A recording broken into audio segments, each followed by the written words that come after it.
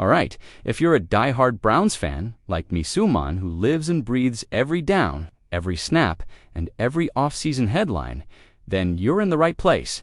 Go ahead and hit that subscribe button and turn on that notification bell so you never miss an update, because what we're building on this channel is a space for real football talk, not the surface-level stuff. I'm talking deep dives, film breakdowns, the kind of conversations that diehards like us crave. Now let's get into it, because this Browns offseason, it's been wild. I mean, if you blinked, you probably missed 5 storylines. From the jump, it's been one dramatic twist after another. We had the Myles Garrett trade rumors explode out of nowhere. The fan base was in panic mode. Then came the back and forth with his contract extension, which had half of us checking Twitter like it was a stock ticker. And don't even get me started on the quarterback carousel, because it never really stops in Cleveland, does it? But here's what I want to focus on today, and I think it's something that a lot of people have overlooked. While everyone's attention has been glued to the big names and flashy headlines, the Browns have been making some surgical, under-the-radar moves that could end up shaping the entire 2025 season. These are the kinds of moves that don't trend on social media but can win you football games in November and December. One of those moves, Maliek Collins. I know he's not the splashy name. He's not going to sell jerseys or break Twitter. But I'll say this right now, the Maliek Collins signing might go down as one of the smartest, most strategic decisions this front office has made in years. Let me break it down for you. Collins became available after a surprising move by the San Francisco 49ers. He still had a year left on his contract, and they let him go. Why cap space? They're trying to figure out how to pay Brock Purdy and George Kittle, so they had to make some tough cuts, and Collins was one of them. But here's the thing, his play didn't decline. This wasn't a performance issue, it was pure business. So what did the Browns do? They moved quick, real quick. They brought Collins in on a 2-year, $20 million deal. And that's not just filling a roster spot, that's replacing Dalvin Tomlinson and adding a veteran presence to a defensive front that's already scary on paper. And the fit is perfect. Collins thrives in an aggressive upfield scheme. And guess what? Jim Schwartz runs that exact style. Now, I've watched a lot of tape on Collins, and here's what stands out. He's not just a guy who clogs space, he gets penetration. He gets into the backfield. Over the past 4 seasons, he's been in the top quarter of all interior defensive linemen in pass rush grades, according to PFF, every single year above a 70. He ranked 7th in pass rush win rate among all interior linemen in the league. That's elite company. That's not just serviceable, that's disruptive. And in Schwartz's system, that disruption is exactly what we need. Because think about it, when you've got Myles Garrett coming off the edge and Maliek Collins pushing the pocket from the middle, quarterbacks are going to have nowhere to step up, nowhere to run. And when you mix in Mason Graham, our first-round pick, who's already showing flashes of being a true every-down defensive lineman, you've suddenly got a trio that can collapse a pocket from every direction. But Luke Keim, not going to sugarcoat it. Collins isn't perfect. He's had issues against the run. His grades in that department over the past 2 seasons have been pretty bad, down in the 40s, which puts him near the bottom of the league. That's concerning. You don't want to get gashed on early downs and then hope your pass rush bails you out on third. But here's where I see hope. Environment matters. Fit matters. So please take 2 seconds to hit the subscribe button, like the video, and leave your thoughts in the comments. Thank you for your support. In San Francisco, Collins was asked to do things that didn't necessarily align with his strengths. In Cleveland, he's going to be asked to attack, to play downhill, to get off the ball and cause chaos. That's what Schwartz preaches. And if Collins buys in, I believe we could see those run defense numbers climb back to respectable territory, maybe not elite, but good enough to stay on the field on all 3 downs. And that's where things get exciting, because when you think about the depth we've got now, with Garrett, Collins, Graham, and guys like Ogbo Okoronkwo in the mix, you're looking at one of the deepest defensive fronts in the AFC, maybe the NFL, and in a division like the AFC North, where every game is a war in the trenches. That matters. That wins games. That finishes games. Let me also talk about the leadership side of things, because I think people overlook that way too often. Collins isn't just a body, he's a vet. This will be his 10th season. He's seen every kind of offensive line you can throw at him. That experience, that's gold for a young guy like Mason Graham. That's someone who can help groom him not just in practice, but in how to watch film, how to take care of your body, how to show up for work every single day like a pro. And yes, there's a little risk here. Collins is 30, and for DI linemen, that's often when the decline starts creeping in. We've got to manage his snaps smartly, keep him fresh. But if we do that, if we rotate him in high-leverage situations and keep him healthy, I truly believe this could be one of the most valuable signings in the entire league. Now here's the twist. While everyone's talking about Garrett's contract drama or the latest quarterback rumor mill, I think the real masterpiece of this offseason could be the Maliek Collins signing.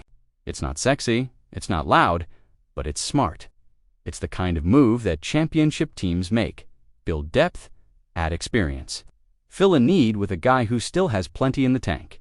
That's what winning front offices do. And speaking of Garrett, yeah, we gotta talk about this, because whispers are swirling out of Cleveland. When I say whispers, I mean the kind that usually turn into smoke, and where there's smoke, there's usually fire. Word is that Garrett is livid, like absolutely heated over something that was said behind closed doors. And it wasn't just anything. It was reportedly a comment about Shedeur Sanders, the rising star quarterback. Out of Colorado now, we don't know exactly who said it, or even what was said word for word. But insiders are calling it disrespectful and dismissive. And let's just say Garrett didn't take that well. He's never been one to hide his emotions when it comes to the game, and especially when it comes to respecting talent. Whether it was a shot at Shedeur's skill, toughness, or just what he represents as a new wave QB, whatever it was, it clearly struck a nerve. And I get it. Garrett's a locker room leader. He's been through enough dysfunction in Cleveland to know how quickly a fractured locker room can tear a season apart. He believes in mutual respect, in everyone being treated like a professional rookie or veteran quarterback or lineman. This type of comment, it could seriously shake up the vibe inside that defensive room. Now, let's step back. Shedeur Sanders isn't just any prospect. He's the son of Deion Sanders. He's got the arm, the poise, the leadership. Scouts love him. Some people already see him as a future franchise quarterback. So you know how that buzz builds, especially in a place like Cleveland, where we're always talking about quarterbacks. So now you've got speculation. Could Shedeur actually land in Cleveland someday? Would the Browns move heaven and earth to bring him in? Or worse, did someone inside the building make a comment that basically wrote him off? That kind of thing can create a divide. And if Garrett's this upset, then it's not just smoke, it's something we need to keep an eye on. But listen, whether or not anything comes from that situation, one thing is clear: the Browns are making moves, some loud, some quiet, but together, it's shaping up to be one of the most balanced and dangerous rosters we've had in years. So yeah, keep your eye on Miles, keep your eye on Shedeur. But definitely keep your eye on Maliek Collins. Because when the dust settles and this defense is wrecking offensive game plans, you'll remember this moment, this move. All right, let's talk about something that's been brewing beneath the surface, something that, on the outside, might look like just another off-season rumor, ... But if you've been following the Browns for any length of time, then you already know the smallest whispers can turn into something seismic. So here's what I've been hearing. And honestly, the more I look into it, the more it makes sense. There's a rumor floating around that Myles Garrett, the cornerstone of this franchise, heard something behind closed doors, and whatever it was, it didn't sit right with him. Supposedly, it was a comment made about Shedeur Sanders, and not just any comment, but one that felt dismissive, disrespectful, maybe even coded in a way that Garrett couldn't ignore. And if that's true, if that's even partially true, then everything about Garrett's reaction makes perfect sense. Because let me tell you something, Garrett's not just a pass rusher. He's not just the guy who shows up on Sundays and racks up sacks. He's a cultural figure inside that locker room. He's a mentor. He's someone who takes real pride in shaping the future of this game, not just in terms of who wins and who loses, but in terms of who belongs. And for him, when a young black quarterback like Shedeur Sanders gets reduced to just a set of stats or a lazy stereotype during a team discussion, that's not just a football opinion. That's a trigger. That's personal. And if you know Garrett's background, you know he's not the kind of guy to brush that off. He's been outspoken for years about player empowerment, about mental health, about equity in sports.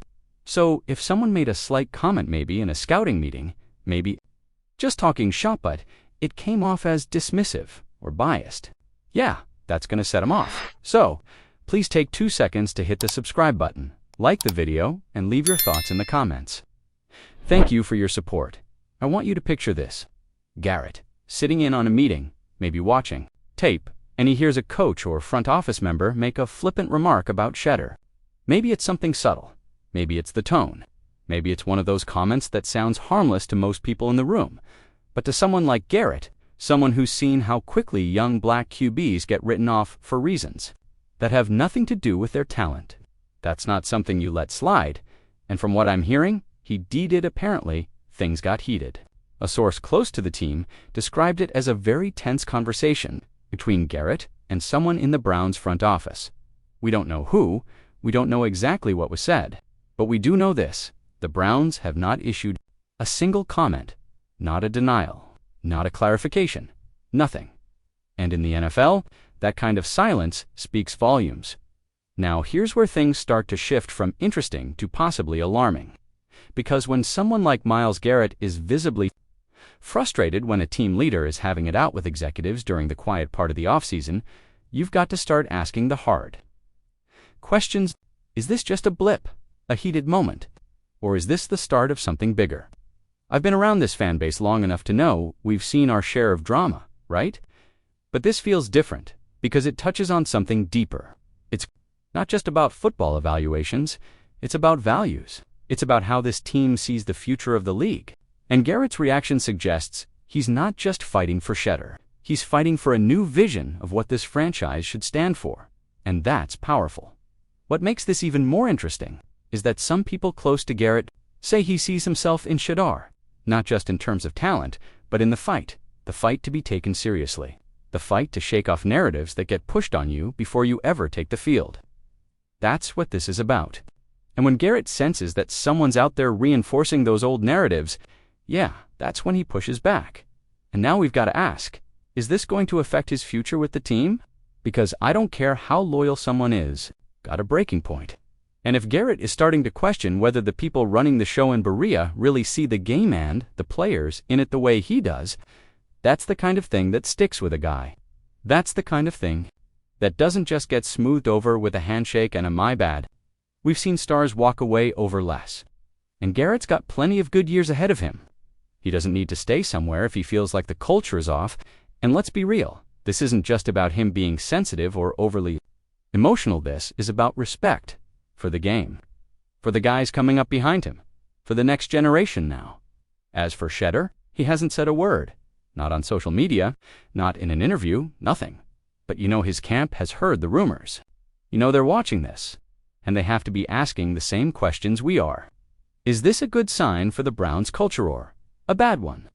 Does this show that the team is willing to challenge itself and evolve, or that it's still clinging to some outdated thinking?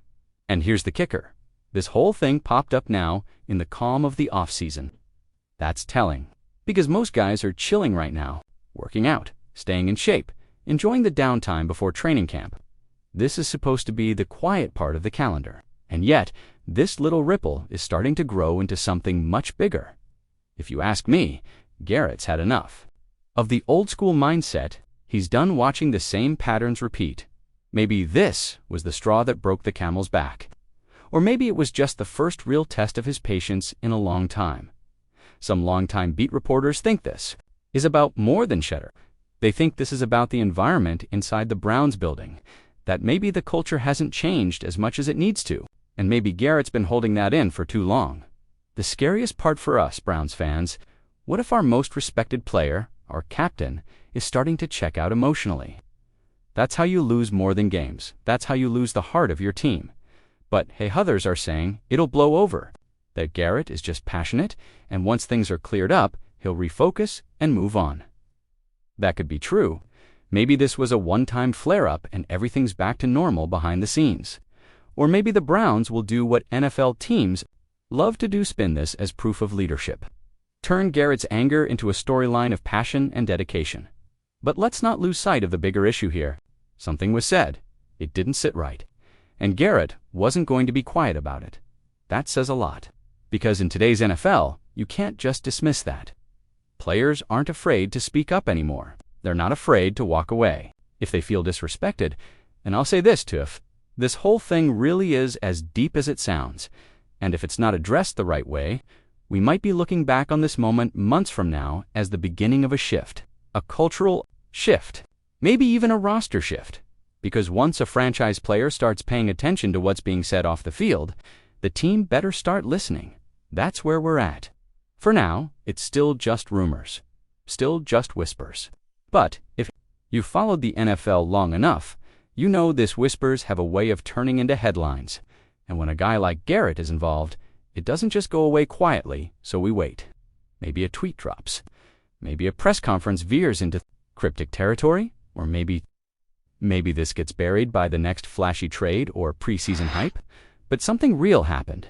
And if Shedeur Sanders' name keeps coming up in Cleveland circles, don't be surprised, because now his story and Garrett's response to it is tied to something way bigger than a scouting report.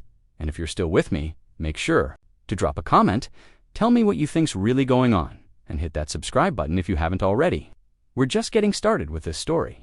Trust me, whatever comes next, we'll be talking about it right here. Go Browns.